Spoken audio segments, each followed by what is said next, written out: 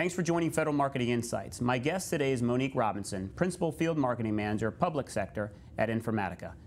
Now we will talk about the exciting world of lead generation. It's a buzzword. It's what everybody's talking about in federal marketing. Every dollar spent, we have to get leads and stick them in the funnel. So why is this such a hot topic today, Monique? Oh my goodness. You're like hitting my sweet spot. Never before in my marketing career have I seen such an emphasis not only on lead generation, but the impact to the sales pipeline, right? So not only are federal budget dollars tight, but marketing budget dollars are very tight.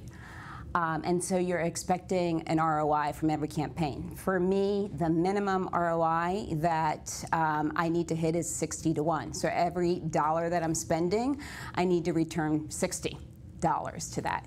So not only is it a buzzword, it's my lifeline, and it's what gets me paid. Right. And you see a lot of marketing organizations moving toward that model. So that has a huge impact now on decisions. So Yeah. I feel like everything we've talked about in the first two segments almost is, predicated on the lead generation decisions. Absolutely.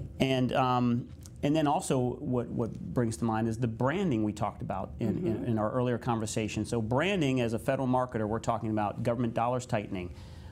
We're having to move and be agile with our service and offerings to follow where the government is spending their money and the services that they need, and our brand message being consistent. And now we've got this lead generation that we have to hit. So how does branding and lead generation tie together?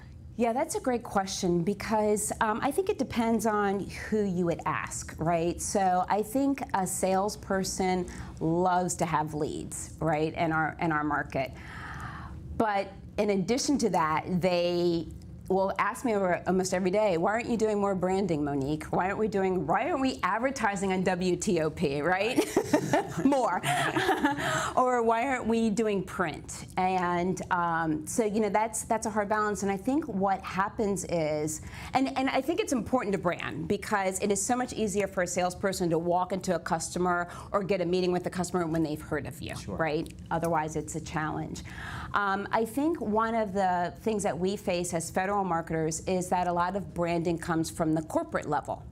And they'll put out these horizontal brands that are not, or brands or messaging that might not actually fit into the public sector market, right? And so they'll tell you, oh, tweak the message, make it, we call it federalize it, right? But to do that, the money often doesn't flow down to help you do those kind of programs, right? There's just not enough money to, you might be able to do a one-time branding thing, but not an impactful branding campaign that lasts for multiple quarters, right? So I think, it depends on who you ask. The salesperson will say, yeah, give me leads, brand at the same time. Corporate will say, hey, take our branding, federalize it if you can, but show us the money. Gotcha. So they want to see the leads. They want to see the levels. leads. Yeah, absolutely. And then, so you talked about filling the funnel. Yeah. So how do we know that the funnel's filled? Who's keeping track of it? I know there's a lot of systems out there. You mentioned you have a 60 to 1 goal you're trying to hit. Absolutely. At the end of the day, who stamps that and says you hit it? Yeah. I didn't know.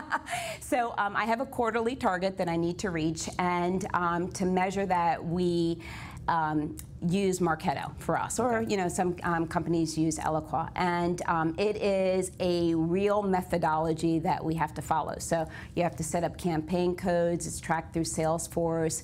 I mean, we meet weekly with our Salesforce and our business development teams to making sure that they are following up on the leads. You can see how long a lead stays in the queue without being followed up on. Right.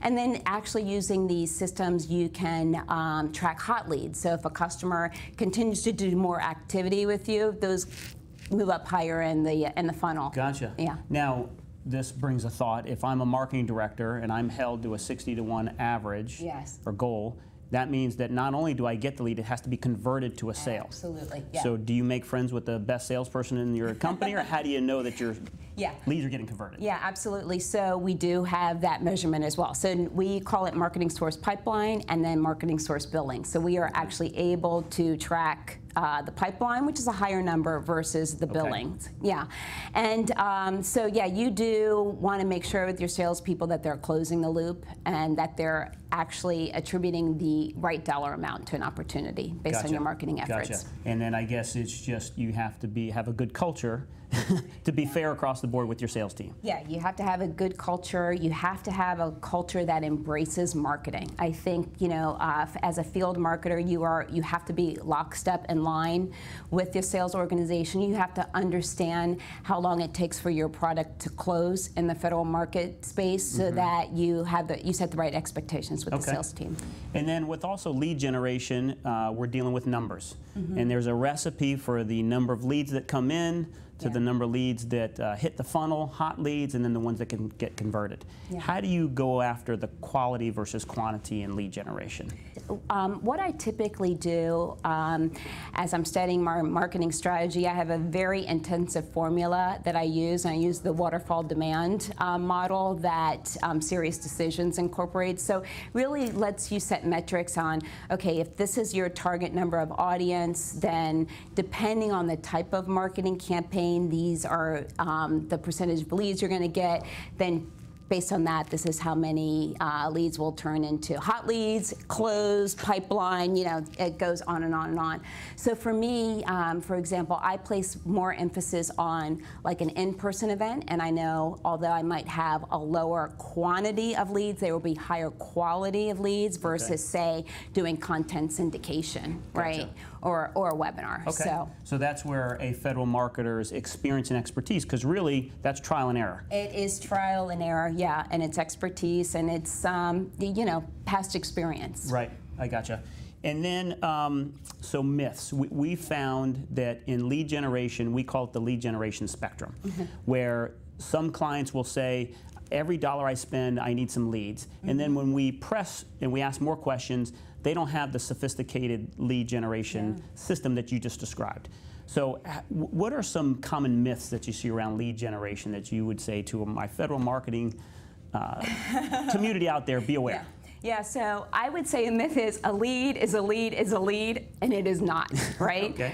So I think two things. One, as a federal marketer, although I talked about email not being as effective, you still need a good database, right, to market to. And I think there are certain types of leads that will convert a customer or prospect to be an opt-in, right, and saying you can market to them. And then there are other kind of leads that will contribute to the sales funnel, right? And so I think as a federal marketer, it's really finding that balance, and also what you're metriced on, right? Is it pipeline? Is it number of leads? Is it number of people that download your white paper? So you kind of have to, you know, drive your marketing campaigns towards those metrics. Okay. For me, it's pipeline. So I would rather much have, you know, 50 qualified leads versus 150 downloads, say, from content syndication. Gotcha. So with that lead generation system, then there's obviously a workflow. There is how many times do you reach out to that lead, how you bring them through the funnel. So if for the federal marketers out there that are establishing a lead generation system, there's a lot of work that goes into it. Yeah, there's a lot of work that goes into it, and I think one of the things that I need to get better at, and a lot of marketeers need to get better at, is really nurturing the customer down their buying journey, right? And understanding what tactics, what assets, what marketing campaigns are appropriate toward a prospect or a customer, depending on where they are in the buying cycle. Great. That's great. So in our next segment, it's our final segment, we're going to lead this conversation right into disruptive technologies and changes and what the future holds in federal marketing. This is Federal Marketing Insights.